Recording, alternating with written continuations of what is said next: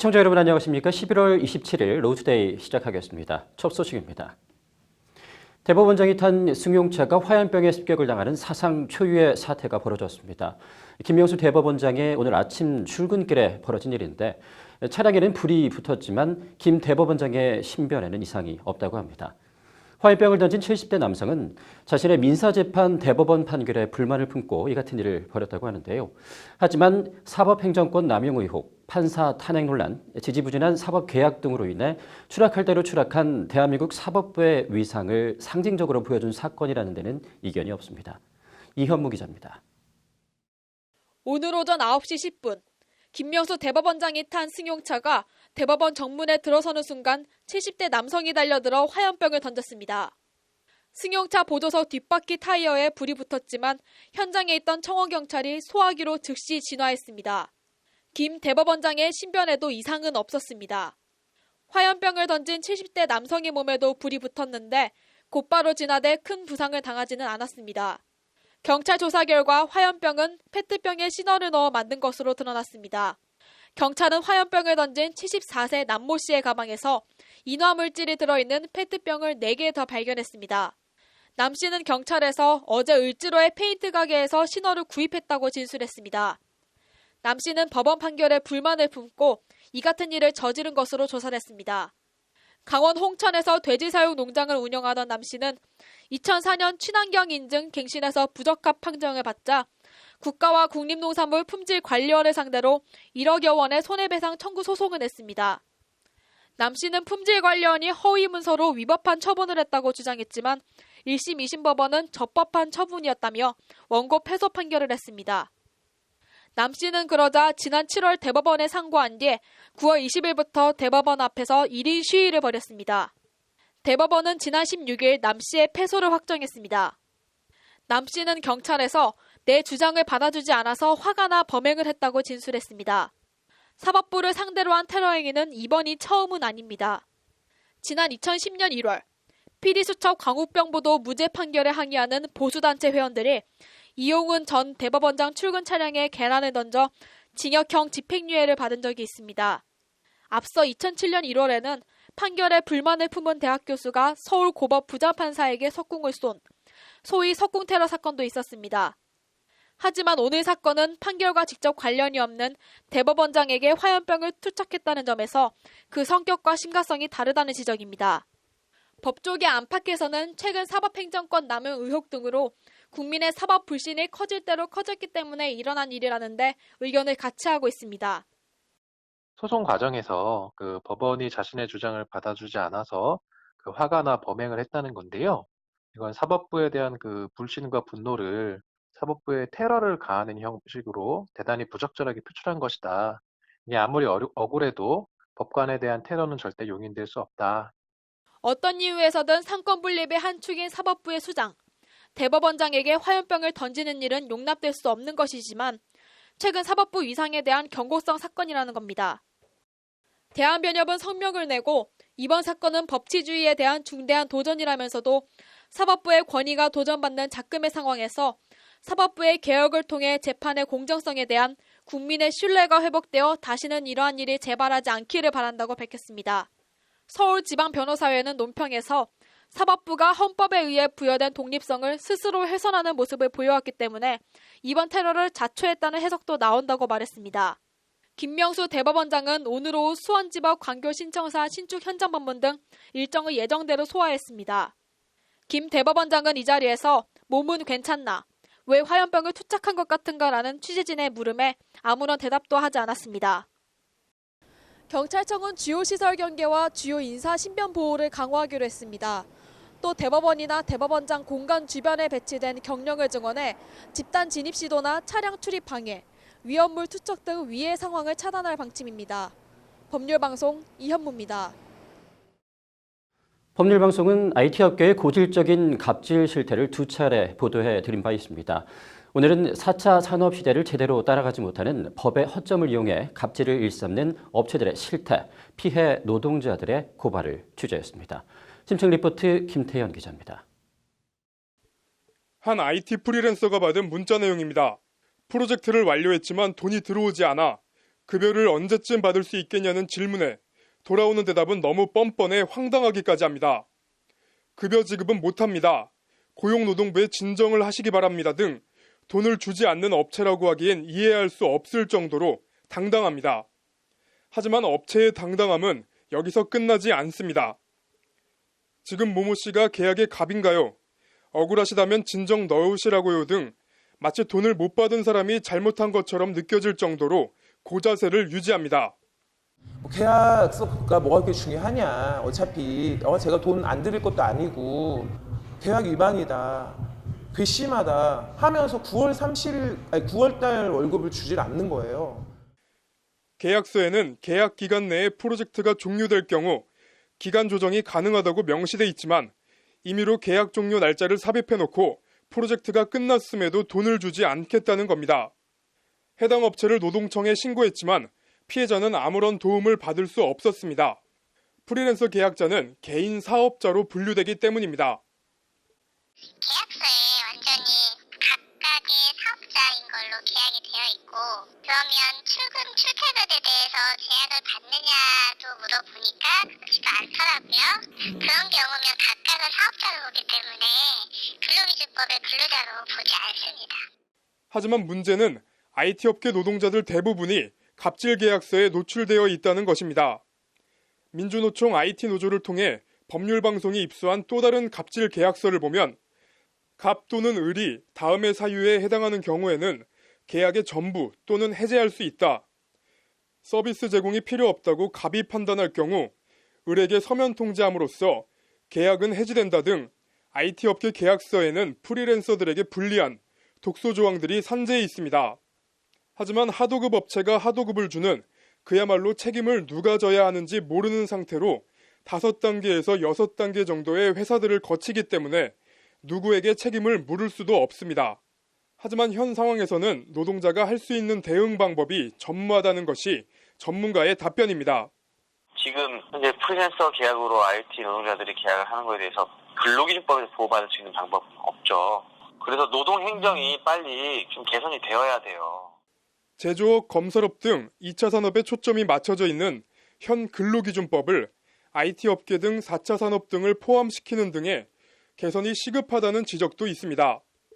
기본적으로 들고 있는 법리 자체는 2차 산업에 딱 부합하는 것이고 3차나 4차 산업에 부합하지 않는 측면들이 있기 때문에 그런 부분들, 새로운 산업에 대해서 포괄할 수 있는 또 새로운 법리 개발도 좀 필요할 것 같고, 법망을 피해서 이득을 취하는 업체와 이를 해도 자신의 돈을 온전히 다 받을 수 있을까 걱정하는 노동자, 불법에 노출된 노동자를 보호할 방안이 시급해 보입니다. 법률방송 김태현입니다. 가습기 살균제 피해자들이 오늘 SK 디스커버리의 전신인 SK케미칼과 애경산업을 검찰에 재고발했습니다. 두 기업은 가습기 살균제 원료물질의 유해성이 인정되지 않아서 증거 불충분으로 검찰 수사가 중단된 상태인데요. 가습기 살균제 피해자들이 이들 기업을 재고발한 배경 등 기자회견 현장을 김정래 기자가 취재했습니다. 가습기 살균제 참사를 재수사해라! 재수사해라! 재수사해라! 재수사해라! 마스크를 착용하고 산소호흡기를 등에 맨 채 서울중앙지검 앞에 모인 가습기 살균제 피해자들. 세상을 떠들썩하게 했던 가습기 살균제 사건. 옥시의 경우 형사처벌과 함께 피해자들에게 배상을 진행하고 있지만 SK케미칼과 애경산업은 원료물질의 유해성이 인정되지 않아 증거 불충분으로 검찰 수사가 중단된 상태입니다. 피해자들은 오늘 두 기업 전현직 임원 14명에 대한 고발장을 서울중앙지검에 제출했습니다. 애경 가습기 메이트를 사용한 후 2살 난 딸을 급성 호흡부전 증후군과 급성 감질 폐렴증으로 잃은 이재용 씨. 벌써 10년이라는 세월이 지나서 이제는 딱정이도 않고 굳은 살이 배겨서 더 이상 눈물이 나오지 않을 줄 알았지만 자녀 이름을 얘기할 때마다 쏟아져 나오는 눈물을 막을 수가 없습니다. 애경과 SK의 사회적인 책임을 다해 주실 것을 촉구하고. 손수연 씨는 가습기 메이트를 쓴 뒤 13살 아이가 폐섬유화와 천식을 앓고 있습니다. 지금까지 오랜 시간이 흘러도 가해 기업은 배상은커녕 사과도 하지 않고 있습니다. 검찰이 수사에 나서고 가해 기업의 죄를 밝혀야 기업들도 사과와 배상을 할 것입니다. SK케미칼은 가습기 살균제 원료인 클로로메틸 아이소티아 졸리논과 메틸 아이소티아 졸리논을 개발했고 애경산업은 가습기 메이트란 이름으로 가습기 살균제를 판매했습니다. 가습기 살균제 피해자들은 지난 2016년에도 두 기업을 업무상 과실 및 중과실치사상 혐의로 검찰에 고발했지만 증거 불충분으로 수사가 중단된 상태입니다. 이제는 검찰의 차례입니다. 더 이상 증거가 부족하다라는 이유로 이분들의 눈물을 닦아주는 일을 중단해서는 안 됩니다. 피해자는 있는데 가해자는 없다는 게 이들의 주장입니다. 오늘 재고발로 검찰이 SK케미칼과 애경산업에 대한 수사에 착수할지 주목됩니다. 법률방송 김정래입니다. 네, 차량 공유 서비스 요즘 젊은이들 사이에서 들불처럼 유행하고 있다고 하는데요. 관련해서 오늘 서울 변호회에서 토론회가 열렸다고 합니다. 어떤 토론회인지 장한지 기자와 한번 얘기 나눠보도록 하겠습니다. 장 기자, 오늘 토론회 어떤 내용으로 진행이 됐나요? 네, 요즘 길을 가다 보면 소카 스티커를 단 승용차나 타다 스티커를 단 SUV 등 새로운 유형의 교통 서비스가 종종 보이는데요. 우버나 카카오 카풀 등 새로운 유형의 교통 서비스가 등장하고 활성화됐는데 법적, 제도적인 미비점이 존재한다는 게 오늘 토론회 개최 취지입니다. 네, 새로운 유형의 교통 서비스라고 하셨는데 어떤 것들이 있나요? 네, 크게 세 가지로 구분할 수 있는데요. 하나는 소카 같은 카쉐어링입니다. 자동차 대여 사업이라고 정의하기도 합니다. 특정 기업이나 개인 소유의 승용차를 자신이 사용하지 않는 시간에 다른 사람에게 유상으로 대여하는 공유 경제의 한 형태입니다. 네, 차를 안 쓰는 시간대에 차가 없는 사람에게 빌려주는 거면 뭐 큰 문제는 없어 보이는데 법적, 제도적 미비점 어떤 거라는 얘기입니까? 네, 우선 개정 도용 문제입니다. 10대의 무면허 운전이나 면허가 취소된 사람이 다른 사람의 명의를 도용해서 사용할 가능성인데요. 실제로 이런 일이 벌어지고 있습니다. 가출 청소년 온라인 커뮤니티에서 심심치 않게 볼 수 있는 것이 운전면허증 거래 관련 게시글인데요. 10만 원 정도만 있으면 10대라도 이제 손쉽게 다른 사람의 운전면허증을 구할 수 있습니다.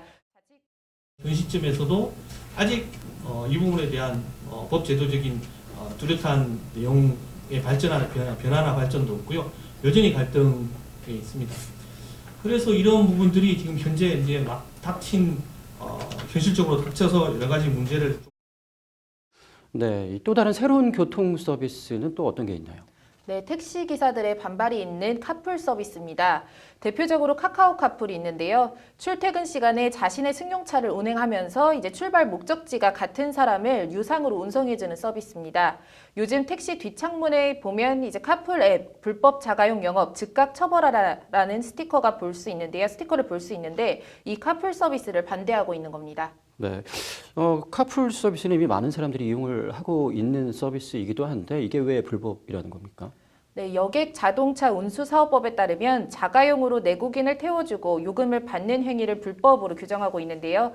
다만 출퇴근, 천재지변 등 상황에서만 자가용을 유상으로 운행할 수 있도록 했습니다. 하지만 이 출퇴근 시간이라는 게 명확하게 몇 시부터 몇 시까지라고 규정한 게 없어서 코에 걸면 코걸이, 귀에 걸면 귀걸이처럼 된다는 지적입니다. 관련해서 택시 운송사업조합 연합회 관계자의 말을 들어보시죠.